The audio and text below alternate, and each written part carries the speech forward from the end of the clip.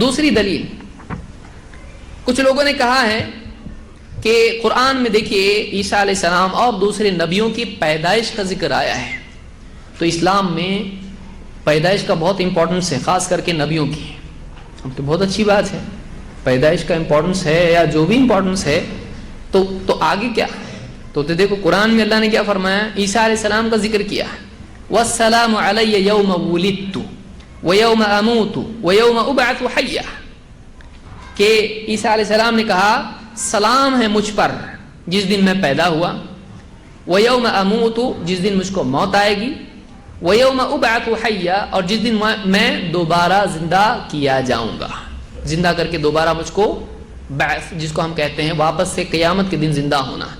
تو تینوں حال، پیدائش کا دن، موت اور واپس سے زندہ ہونا، تینوں میں کیا ہے؟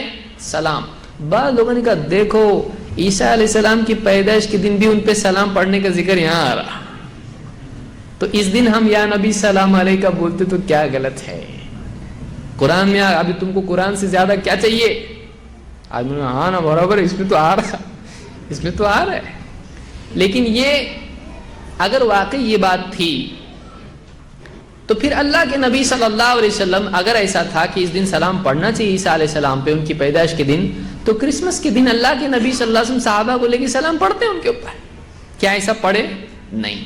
ٹھیک ہے ان پہ نہیں پڑھنا چاہیے بابا، اپنے اوپر ہونا چاہیے کچھ تو بھی. تو صحابہ آپ کی پیدائش کے دن سلام پڑھتے تھے اللہ کے نبی صلی اللہ علیہ وسلم پر، اس کا ان کو ثبوت نہیں ملتا ہے. تو یہ سلام کیا ہے؟ سلام کیا ہے؟ امام البغوی کہتے ہیں وَالسَّلَامُ عَلَيَّ يَوْمَ وُلِدْتُ، سلام ہے مجھ پر جس دن میں پیدا ہوا، یعنی سلامتی ہو مجھ پر، میرے اوپر سلامتی تھی. کیسے؟ کہ ہر پیدا ہونے والے کو پیدا ہونے کے وقت میں شیطان کچھ چبھوتا ہے، مجھ کو نہیں چبھوئے گا. اور بخاری کی روایت میں خود اللہ کے نبی صلی اللہ علیہ وسلم فرماتے ہیں کہ ہر پیدا ہونے والے کو شیطان کچھ چبھوتا ہے تو وہ روتا ہے، لیکن اس میں صرف ایک شخصیت ہے جس کو ایسا نہیں ہوا، اور کون ہے وہ؟ عیسیٰ علیہ السلام. یہ بخاری میں ہے. تو معلوم ہے سلامتی کس چیز سے ہے؟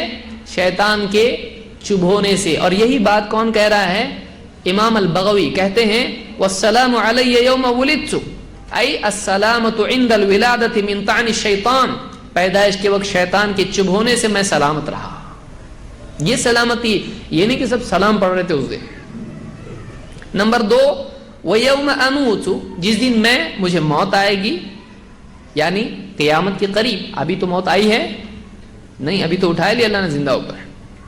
بعض اوقات عیسائیوں کا سنتے سنتے مسلمان بھی بھول جاتا ہے. وَيَوْمَ أَمُوتُ اور جس دن مجھ کو موت آئے گی، اَيْ عِنْدَ الْمَوْتِ مِنَ الشِّرْكِ، کیا مطلب ہے؟